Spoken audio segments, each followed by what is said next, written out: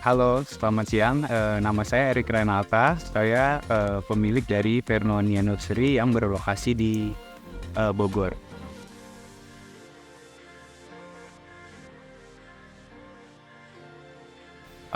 Vernonia sendiri tuh nama genus tumbuhan. Nah, kan kebetulan saya ini aslinya itu dari Karo ya. Nah, di Karo itu sebenarnya ada Vernonia itu nama salah satu pohon kayu dari Karo itu nama latinnya itu Vernonia arborea. Nah, itu di dalam filosofi pembangunan rumah di dalam adat Karo itu si Vernonia ini dipakai jadi salah satu komponen dalam bangunan. Nah, dalam adat Karo itu ada 3 kayu yang biasa digunakan. Itu ada namanya sibar naik, ambar tuah, dan ndrasi. Nah, si Vernonia ini sibar naik dan si Vernonia ini punya makna yakni bisa mendatangkan rezeki. Jadi saya berharap dengan usaha saya ini bisa mendatangkan rezeki buat saya dan keluarga saya dan mungkin orang-orang di sekitar saya juga.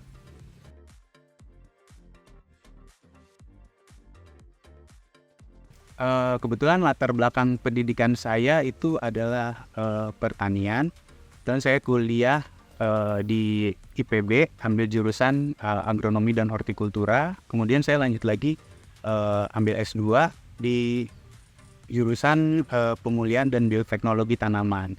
Saya memulai usaha tanaman hias itu awalnya itu tahun 2017. Sebelumnya saya nggak pernah tuh. Saya cuman koleksi hanya sekedar hobi. Nah, terus begitu saya lulus, sebetulnya saya karena saya ambil beasiswa BPPDN pada saat itu, jadi saya sebenarnya harus lanjut jadi dosen gitulah ceritanya. Tapi karena pada saat itu kan pemerintahan juga sudah berganti, jadi saya nggak punya tanggung jawab lagi gitu loh untuk jadi dosen gitu. Terus saya pikir saya memanfaatkan apa yang saya tahu untuk mulai usaha. Nah, salah satunya ya dari tanaman hias gitu.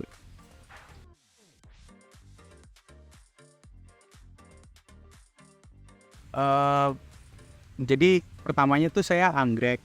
Nah, dan saya kan juga sering pergi eksplorasi gitu. Nah, biasanya pada saat eksplorasi pergi cari anggrek gitu, itu kita juga sering ketemu dengan hoya. Awalnya saya nggak suka, sampai akhirnya ada teman yang kasih tahu saya ada hoya namanya hoya undulata, dan saya di situ langsung bilang nih kayaknya punya nilai ekonomi.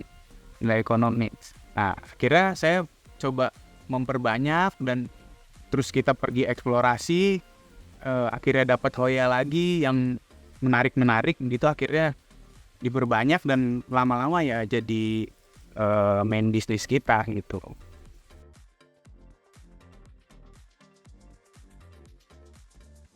Ya, pertama dulu usaha ini dibuat tahun 2017.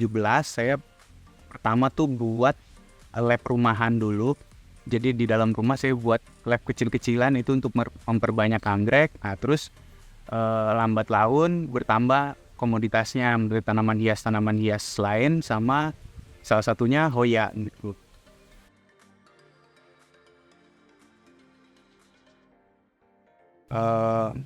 Visi dari usaha saya ini ya sebenarnya karena memang dari awal kan, kalau dulu dari cita-cita saya itu kayak pengen petani itu lebih sejahtera gitu ya.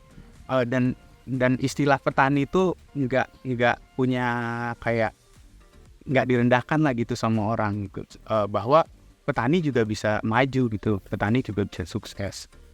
Nah, kalau misinya sebetulnya kayak apa ya, lebih ya untuk memenuhi kebutuhan hidup saya dan keluarga sih sebenarnya, lebih tepatnya itu. Dan kalau bisa sih ya orang-orang yang terlibat juga di sini di sekitar saya.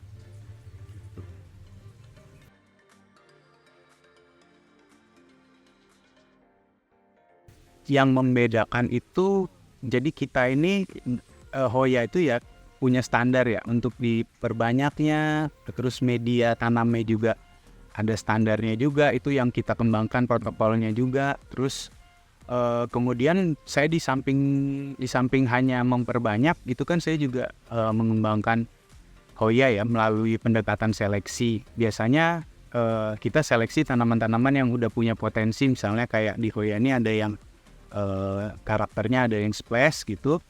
Nah itu kita seleksi nanti lama-lama bisa jadi silver, atau juga tanaman Hoya yang variegata gitu kita seleksi dari yang variegatanya kurang begitu kelihatan, tapi karena proses diperbanyak terus menerus sambil berjalannya seleksi, nanti kita bisa dapat tanaman yang mungkin secara karakter yang kita inginkan gitu.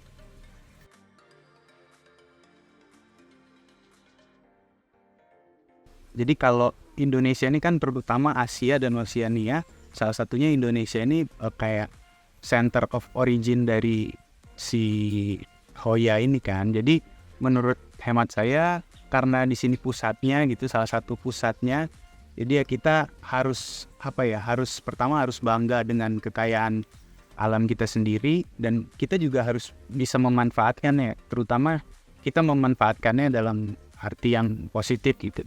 Jadi jangan asal cuman but terus kita jual ke luar negeri, akhirnya manfaat ekonominya hanya orang luar gitu yang menikmati. Saya lebih tertarik kita misalnya kita koleksi tanamannya, terus kita perbanyak, terus kita jual ke luar negeri mungkin dalam jumlah yang besar gitu. Walaupun di sini saya tidak secara langsung ekspor tanaman hias atau Hoya.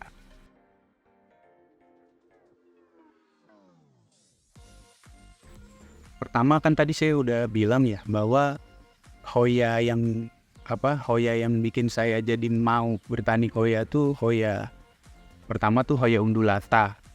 Hoya undulata tuh karakternya istilahnya di kepala saya tuh dia punya nilai ekonomis tinggi lah. Kemudian kedua ada Hoya rigidifolia. Kemudian ketiga ada Hoya waimaniae.